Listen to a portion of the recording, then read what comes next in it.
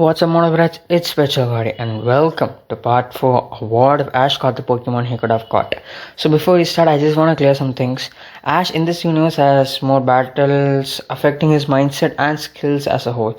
Due to this, Ash will change in the journey exponentially. He won't be the dumb and cocky Ash we all know and love.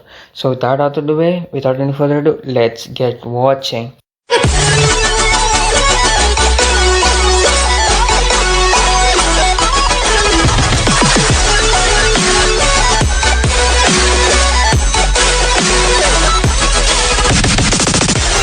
After owning the Thunder Badge from Vermilion City Gym Leader Lieutenant Search, Ash and Brock walk across a bridge and they spot a luxury in a linear shape in the distance. After taking a closer look at it, they really want to go on it. But Brock says that they don't have enough money to buy the tickets. They walk away sadly. However, two people, well, as we know them as Jesse and James, give them tickets to board the ship and invite them to join a Pokemon trainer on the ship, the SS Anne. Ash and Brock get on board of the SS Anne and they go to the main room. They notice all of the people, their Pokemon and Pokemon merchandises. Ash sees a battle between a Starmie and a Raticate. The Raticate uses Super Fang to break Starmie's jewel, giving Raticate the win. Ash steps forward to challenge the Raticate's trainer, sending out Spearow. Raticate attacks with high jump, kick, and Spearow counters it with the wing attack. Raticate uses Hyper Fang, but Spearow stops with a peck. Just as Ash was to win, the trainer recalls Raticate, calling the match a draw. Much to Ash's chagrin, much to Ash's disappointment about how he was going to win, Ash and Brock are eating in the ship which sails out of the Vermilion City. The trainer that battled Ash comes up to him and explains that he was impressed with the Spearow and would like to trade the Raticate for the Spearow. Ash asks Brock if he could trade Spearow, but Brock is focused on the girl next to him. Ash decides to trade the Spearow. Ash and the trainer go over to a trade machine to trade their Pokemon. Ash gets the Raticate and the trainer gets Spearow. Ash looks out at the sea, wondering if trading Spearow was the right choice. He then remembers all the good times they had together. Team Rocket's plans start with everyone in being locked up. The Rockets and the Team Rocket using suction machines to steal the trainer's Pokeballs. When the ambush happens, when one of the grunts orders Brock to give him all his Pokemon, he refuses. When another threatens Ash by taking them by force, Ash is spoiled by having Pikachu use Thundershock on the grunt, electrocuting him. This inspires all the other trainers to fight back with their Pokemon. Through Jesse and the grunts attempt to suck up as many Pokeball as they can before the Pokemon are released. Ash sends out Bulbasaur, Charmander, Squirtle to fight the grunts. Brock sends out his Graveler too. Ash tries to send out Spearow, but remembers he traded Spearow away. He watches Spearow and its new trainer finding the grunt sadly. After the Rockets recover, Ash sends out a Sancho and the group of them use Rocket to blow the Rockets away. Then Ash's Pikachu along with a group of Pikachu use Thunderbolt to send the grunts flying. Ash finds the trainer he traded the Spearow with and asks if he can trade back. The trainer agrees and they reverse trade. The captain of the ship tells everyone that the ship is unsailed. Well, away heads the ship. The captain gets you into a lifeboat, resulting in everyone scrambling to get to the lifeboats and abandon the ship as well. Brock finds Ash finishing the trade, and as Ash drops his Pokeball and the two of them run after it. They get the Pokeball, but a wave knocks them against a wall, knocking them unconscious. They are all stuck in the ship when it capitalizes and sinks with the rest of the passengers and the crew get to safety. The captain believes that everyone is safe, not knowing Ash, Brock and Team Rocket are still on the ship but still alive. Brock and Pikachu are trying to wake Ash up. Ash wakes up and wonders why everyone is on the ceiling. He realizes that he is the one on the ceiling because his jacket is caught on the end of the table. He falls off the table and lands at Pikachu.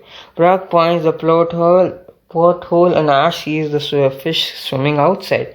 He realizes that the fish has swum with them still on it.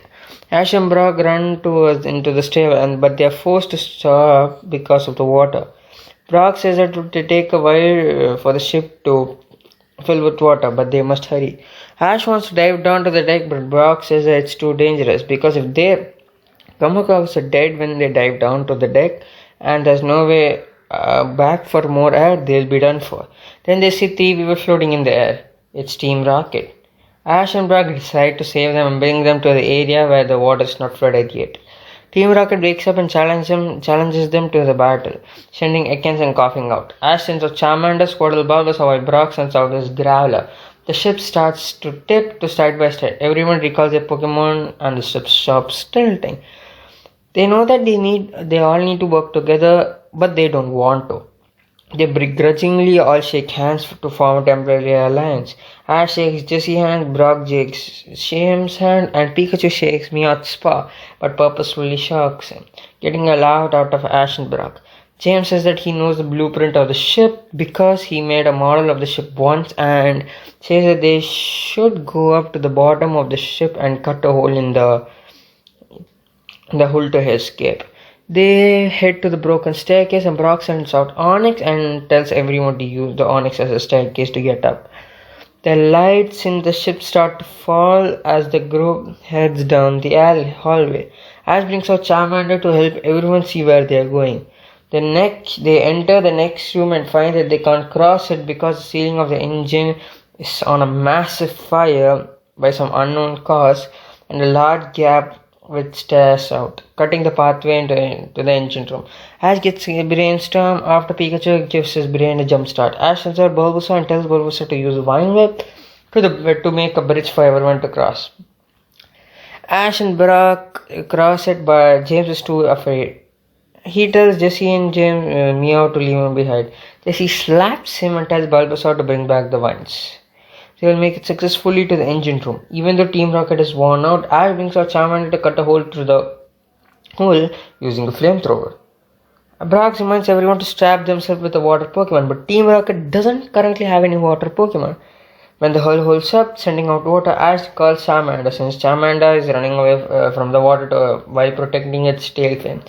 Ash, Pikachu, and Brock strap themselves to the Squirtle. While Ash and Pikachu swim out of the ship to safety, Squirtle has to use all his strength to pull the two humans and the Pokemon to the water. Ash and Brock climbed onto a small raft and they wonder what happened to Team Rocket. Brock suggests that they should go find dry land. Ash sends out Spearow to look for it. Spearow then finds Team Rocket floating on the surface of the ocean, still strapped to Magikarp, and it surprises Spearow. Spearow brings them back to the raft and Ash and Brock think that they have died and attempt to give them a burial by pushing them back into the water. James and Jesse wake up and in surprise, Ash and Brock think they are zombies. Meowth, who was pushed into air, starts yelling for help. Pikachu snaps his finger, upset that Meowth isn't dead.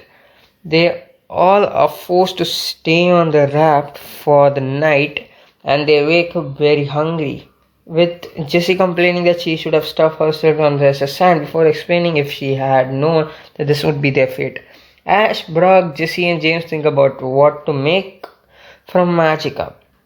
Finally, Meowth snaps in hunger and attempts to eat the Magikarp, but it breaks its teeth because Magikarp is nothing but scales and bones. James, mad that the Pokemon isn't even good as food, kicks it out of the raft and says that he doesn't want to be its trainer anymore. Unfortunately, Magikarp goes into Gyarados and now is furious. Ash sends out Squirtle and everyone starts pushing their raft as fast as they can to get away from the Gyarados. Gyarados stops chasing them suddenly. Everyone thinks that it's tired, but the waves pick up and more Gyarados come. They start whipping up a cyclone clone. The Gyarados heads to the raft. Brock suggests trying to flee again, but the cyclone hits the raft. Ash and Brock try to hold on, but they lose their grip with each other and go spinning off. Ash and Brock have been washed up on an island, and they realize that 4 of Ash's Pokemon, including Pikachu, have gone missing. On the other side of the island, the other part of the island, Pikachu finds Ash's missing Pokeball and calls out Bulbasaur, Charmander, and Squirtle out of their Pokeball. They see a Slowpoke fishing with his tail by the sea. Pikachu and Charmander go ask for it to help, but get no reply while Bulbasaur and Squirtle sit on a bench. While they're trying to find Ash and the others, they find Team Rocket's Pokemon, Ekans, Coffin, and Meowth. Meowth tells Coffin and Ekans to attack Ash's Pokemon, but since they are the enemies, but they won't listen to Meowth because he's not their monster. Meowth tried encouraging them that as bad guys they can do whatever they want without the company of their monsters. But Coffin just shrugged his off because they believe that there's no such thing as bad Pokemon, and the only thing they commit bad deeds, the only reason is that they commit bad deeds is because of the train masters that are bad. Meowth, shocked and dismayed by what he just heard, is unable to battle any of Ash's Pokemon. As the two groups of Pokemon explain the situation, Ekans and Coffin become worried about their masters, while Bulbasaur suggests that they must have been abandoned by their trainers. Pikachu insists that Ash would never do that to them and then choose a Team Rocket Pokemon. That's not the case with them either. The two Pokemon groups decide to team up to find their trainers. Meowth gets tied up to what he did to Ash's Pokemon in the past, while the other Pokemon eating a giant Rhydon attacks them. They escape, accidentally leaving Meowth behind. Pikachu runs back and untie him so he can escape. At the same time, Brock and Ash are attacked by a giant Zapdos. They manage to escape and decide they should rest for the night. Ash vows to find his Pokemon no matter what. The next day, Ash and Brock are hiding behind a giant behind a rock from a giant Charizard. The Pokemon is still looking for Ash and Team Rocket, since they have agreed on a truce until they find him. They came across a giant Blastoise and Squirtle asks it for directions. The Blastoise responds by attempting to blast the Pokemon with water. Then they see a giant Venus and Squirtle asks Bulbasaur to ask for it, but the latter refuses to do it.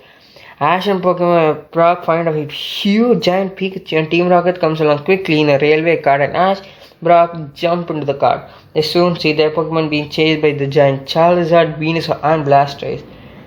They grab their Pokemon to safety as the cart goes by. The track and the cart is on the big loop, and the cable of the car snaps, gives a full speed and sends them flying into an air. Crashes into a giant Zapdos, which turns out to be a robot. Soon all of the giants crash and are revealed to be robots, as well as the cart crashed in the water along with Ashes and another with them. A boat of tourists approaches the island, and a tour guide says that this is the island of giant Pokemon which has 10 times the normal size. The guide looks over and sees all the broken Pokemon robots. The island is an attraction owned by Giovanni, who isn't happy that the park is wrecked. Ash and Brock, who miss the boat that will get them to the main island. Ash notices a horsey floating in the water while he and Brock are waiting for another boat to the mainland. The horsey tries to warn them about something that will happen by drawing a picture in ink with water, but Ash doesn't understand and tries to capture the horsey. Before he can, an explosion happens and the boat is destroyed. Ash sends out Squirtle to rescue the sailors that were flung into the ocean. Brock gets a nearby boat and helps rescue them. The sailors mumble about what made the ship blow up and must report it to their boss. Unbeknownst to anyone, strange shadows lurk behind the surface. Later, Ash and Brock meet Nastina. She thanks them for saving her workers, but when Ash says that they have to leave, she tells them that they cannot while without staying at a new resort. She tells about the plan to build a hotel in the ocean for wealthy tourists. When finished, it will have an undersea view surrounded by a beautiful coral reef, but if only some tentacles stop interfering. She says that it's because of tentacle nothing can be done and wonders why such despicable creatures exist. Brock becomes offended when Nastina says they're disgusting. No one can eat them and they're hurting her profits. So she offers the three to exterminate the tentacle and will pay them well, offering a South Mean course a $1 million. $1 million and a free pass to the hotel. Ash is excited, however, Natasha tells them that Nastina tells them that they have to exterminate the tentacle first. Then she'll pay them. Ash wants the money, but Brock yells at her, turning her down her offer. Athena is not pleased. Sometime later, Brock is still angry about how Natisha bad murder to the tentacle and says that no Pokemon are disgusting creatures. Ash, now knowing why Brock is mad, feels guilt since he wanted to hurt Pokemon for his own benefits. Ash secretly determines that he'll protect each and every Pokemon that needs his protection. Ash states that if the tentacles are bothering humans, that there must be a reason to it. Soon they find that Horsey is all but reduced to the portion Brock administrated. Horsey then tries to warn Ash again. Ash wonders if the pink painting in the water looked like the tentacle, and Brock summarizes that they may have something to do with the tentacle. Ash asks Horsey if it's true, and Horsey confirms it. Just then, Nastina makes an announcement to the public and offers a reward to anyone that gets rid of the tentacle, which offends Brock and now Ash. Nastina appears in a tank and asks who's ready to destroy the tentacle. Tang is then struck by a Rose, who should appear to be but Team Rocket. They offer to help Nastina, and she says if they do a good job, they'll have the reward. As the Team Rocket head towards the sea, Brock is worried that they are disrespecting the ocean. Team Rocket reveals that they will get rid of the tentacle by using their super secret stun sauce or something on the Pokemon and sell them at a fish market. But the fantasy is interrupted when their fishing boat is stopped by an anti-tentacle. Considering the numbers, they don't have enough sauce to surround them all. One tentacle fires a red beam at the boat and the entire barriers land on it. But instead of getting sunned, it evolves into the tentacles 100 times longer than its normal size and starts destroying the city. Brock and Ash get caught in one of these tentacles. Then Nastina then fires at the tentacle, but because of their body laxity, the shells bounces off. Jesse and James are washed away and grabbed on a pole for a tall skyscraper.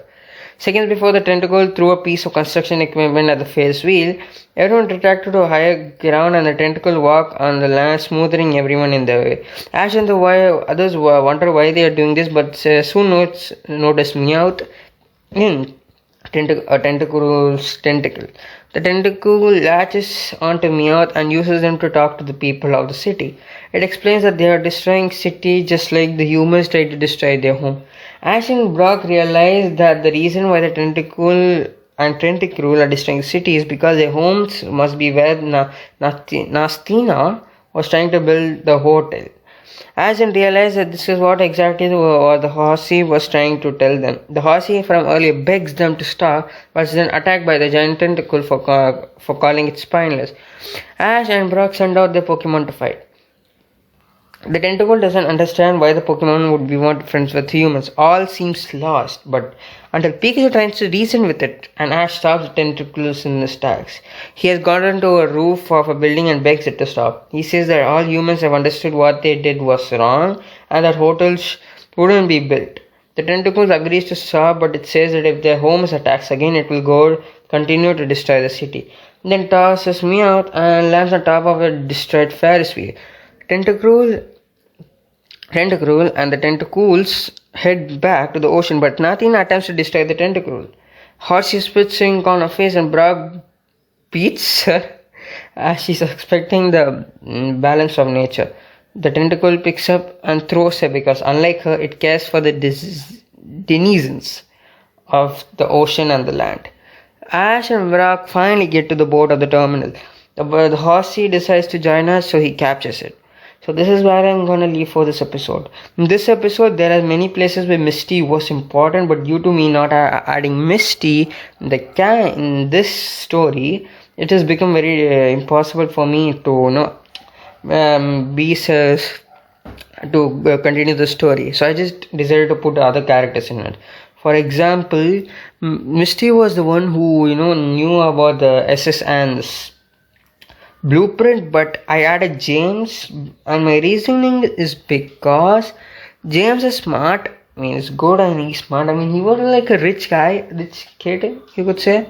So that's that. And Brock, takes Misty's spot as a person who cares for nature. And this also develops Ash, that he wanted to use Pokemon for his profit.